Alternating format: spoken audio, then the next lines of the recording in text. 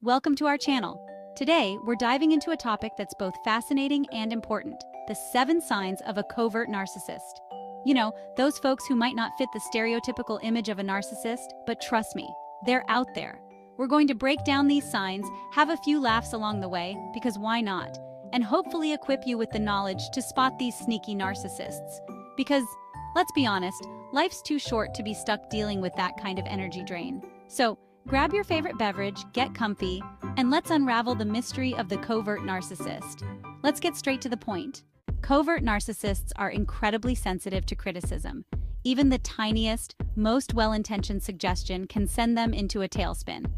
You might offer a gentle, "Hey, maybe we could try it this way." And bam!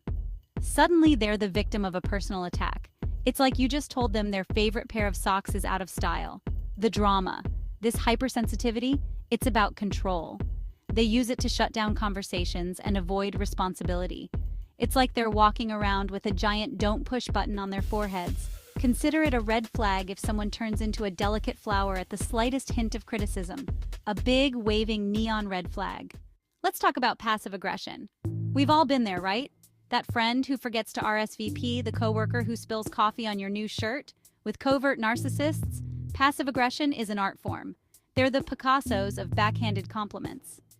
"Oh, wow, you actually finished that project on time?" Or they'll forget to tell you about a meeting. "Oh, did I not mention that?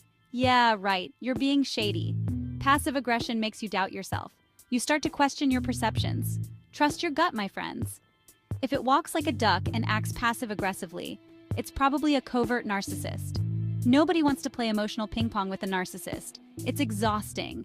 Next up, let's talk about those grandiose fantasies. Covert narcissists are masters at building castles in the air, except their castles are usually made of unrealistic expectations and inflated egos. They truly believe they're destined for greatness, even if their actions say otherwise. You might catch them daydreaming about winning awards they haven't been nominated for, or becoming best friends with celebrities they've never met. It's like they're living in their own personal reality show and everyone else is just an extra. And the thing is, they might not even share these fantasies with you directly, but you'll see glimpses of it in their behavior, in the way they talk about themselves, and in their constant need for validation and admiration. It's like they're constantly trying to convince themselves, and you, that they're extraordinary, even though deep down they might suspect they're not. And that's where the trouble starts.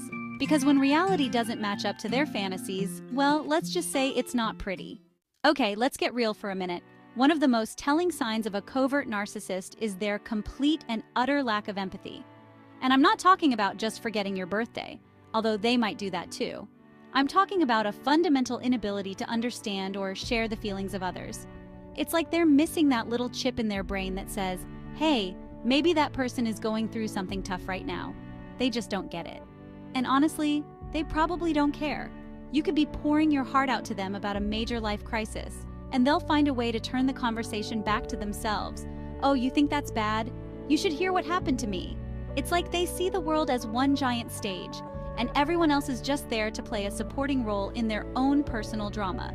And trust me, you don't want to be cast in that show. Chapter 5. Sign number 5. Green with envy, and not the good kind. You know how some people are genuinely happy when good things happen to others? Yeah, covert narcissists aren't those people. In fact, they're more likely to be green with envy. And I'm not talking about a cute avocado toast kind of green. I'm talking about a toxic, radioactive shade of green that could wilt a houseplant. They secretly, or sometimes not so secretly, resent anyone they perceive as being more successful, more talented, or more attractive than they are.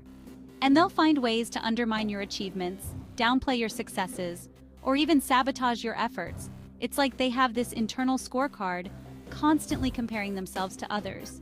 And if someone else is winning, well, that means they're losing. And they can't have that. So they'll resort to all sorts of unhealthy behaviors to try to even the score. Chapter 6, sign number 6, they're always the victim, or so they'll tell you. Okay, get ready for this one because it's a classic covert narcissists love to play the victim. And I mean love it. They're the kings and queens of the woe is me narrative. Everything that goes wrong in their lives is always someone else's fault. They were passed over for that promotion because their boss has it out for them. Their relationship ended because their partner just didn't understand them. It's never their responsibility. They're always the innocent bystander, caught in the crossfire of other people's mistakes. And they'll milk that victimhood for all it's worth, seeking sympathy and attention wherever they can find it. The thing is, this victim mentality is just another way for them to control and manipulate those around them. By painting themselves as the perpetual victim, they try to elicit your pity, your guilt, and your willingness to do things for them that they should be doing for themselves. Don't fall for it. Chapter 7. Sign number 7. Charmers at first glance, until the mask slips. Here's the thing about covert narcissists. They can be incredibly charming, especially at first. They know how to turn on the charm, to draw you in with their wit, their intelligence, or their seemingly genuine interest in you. But here's the catch, it's all an act. They're like chameleons, adapting their persona to fit whatever situation they're in and whoever they're trying to impress. They might shower you with compliments one minute, then turn around and criticize you behind your back the next. They'll be your best friend when it's convenient for them, then disappear when you need them the most. It's like they're wearing a mask, and over time that mask starts to slip. You begin to see the cracks in their facade, the inconsistencies in their stories, and the true nature of their character. And let me tell you, it's not pretty. So there you have it, the 7 signs of a covert narcissist. Remember, these are just some common traits, and not everyone who exhibits these behaviors is a narcissist. But if you find yourself relating to several of these signs in someone you know, well, it might be time to proceed with caution. Dealing with a covert narcissist can be draining, confusing, and downright emotionally exhausting. But by understanding the signs, you can better protect yourself and set healthy boundaries.